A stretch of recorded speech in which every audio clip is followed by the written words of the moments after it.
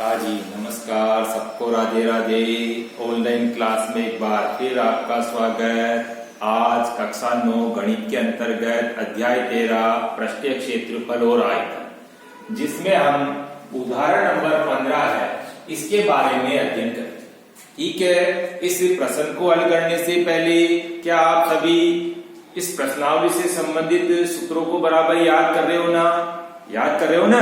तो याद करना, सबसे पहली शर्त यही है कि सूत्र अपने को ध्यान में होना जरूरी। दूसरा, अपने को जो भी HW दिया जा रहा है वह HW भी क्या बराबर कर रहे हो कि नहीं कर रहे हो? HW की कॉपी में कर रहे हो ना? तो करते रहना, HW बराबर करना और सूत्रों को बराबर याद करना। ठीक है ना? जब अपन सूत्र अच्छी तरीके से ध्यान में होंगे तो कोई सा भी प्रश्न होगा वह हमारे लिए एक आसान सा हो जाएगा। लेकिन अगर सूत्र याद नहीं है तो हमारे लिए वह प्रश्न भले सरल भी होगा तो वह हमारे लिए कठिन ही होगा। इसीलिए सूत्रों को बराबर याद करें। ठीक है, सूत्र बराबर याद करेंगे। और अब इस प्रश्न को हल करना, जैसे उदाहरण 15 है, अब इस प्रश्न को अपन कैसे हल करेंगे देखो यार।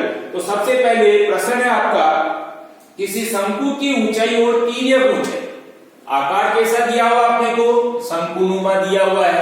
और ऊंचाई और तिर्यक ऊंचाई क्रमशः से 21 सेंटीमीटर और 28 सेंटीमीटर है। इसका आयतन ज्ञात करो।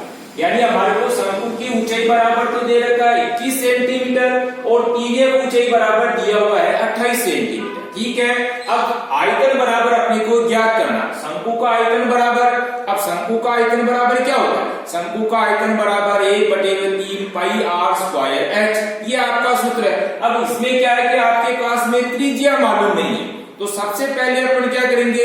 त्रिज्या ज्ञात करेंगे। और त्रिज्या ज्ञात करने का सूत्र भी अपने को ध्यान में होना जरूरी है। तो त्रिज्या ज्ञात करने का सूत्र क्या होता है? यानी r बराबर होता है √L square minus h square.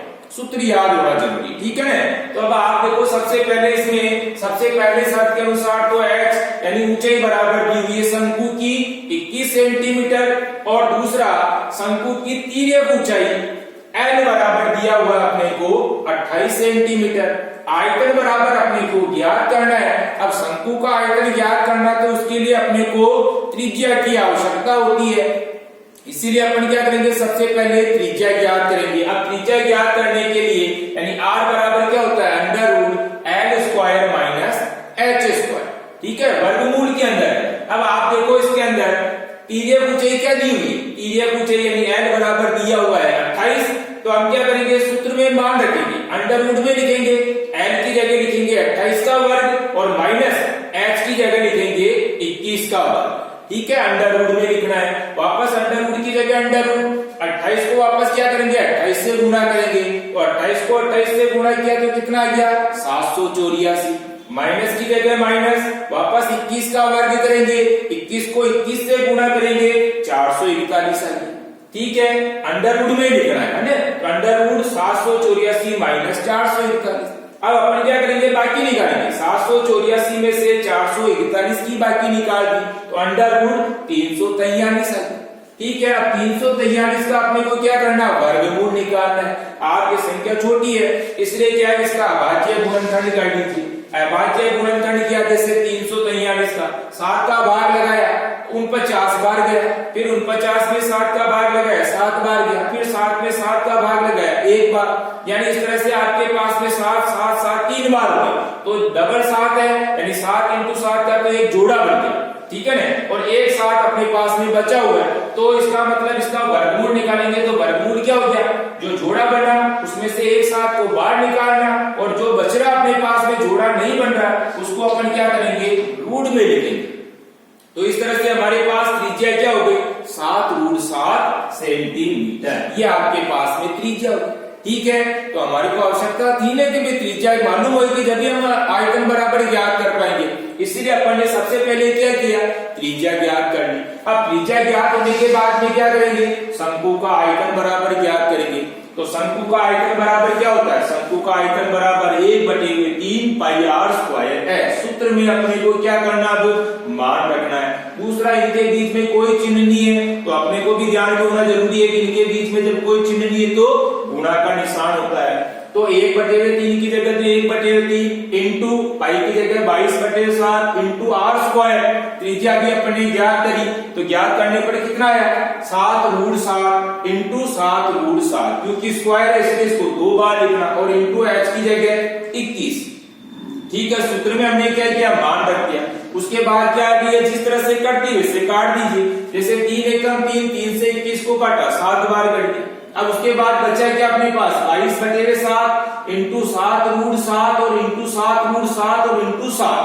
अब कटने के बाद में जो बच रही, जैसे अपन सबसे पहले क्या करेंगे, 7 को 7 से गुणा किया, तो ये 7 को 7 से गुणा करने पर कितना हो गया, 7 को 7 49, और इसी तरह से √7 को √7 से गुणा किया, यानी एक जैसे रूट की संख्या गुणा होती है तो रूट हट जाता है।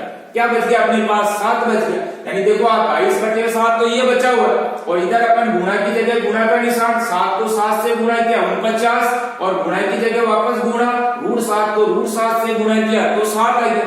ठीक है ना, यानी 7 को 7 तो 49 भी होते हैं, और 49 का वर्गमूल कितना होता है, 7 ही होता है। तो अपने को ध्यान में ये होना जरूरी है कि एक जैसे रूट वाली संख्या गुणा होती है तो उसका रूट हटा दीजिए, तो यहाँ क्या बच गया अपने पास, 7 बच गया, और इंटू ये 7 जो काटने के बाद बचा हुआ था, ये 7 अपने यहाँ लिखा। ठीक है, वापस 7 से ये 7 कट गया, 7 से ये 7 कट गया, तो बचा क्या 22 इंटू 49 इंटू 7 बच गया। तो 22 को 7 से गुणा किया, 22 7 154, और 154 को 49 से गुणा करेंगे, तो 49 से गुणा करने पर 7546 सेंटीमीटर क्यूब। ये क्या हो गया, शंकु का आयतन बराबर हो गया। ठीक है ना, तो शंकु का आयतन बराबर 7546 सेंटीमीटर क्यूब।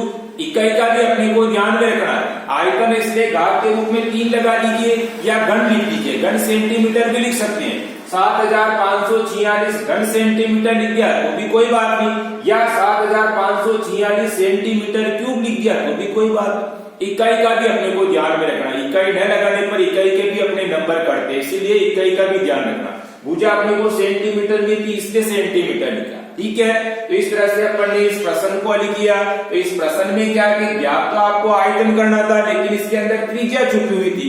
तो सबसे पहले अपन ने क्या किया, त्रिज्या को ज्ञात किया। त्रिज्या ज्ञात होने के बाद सूत्र में मान रख दिया, और इस तरह से हमने आंसर निकाल लिया।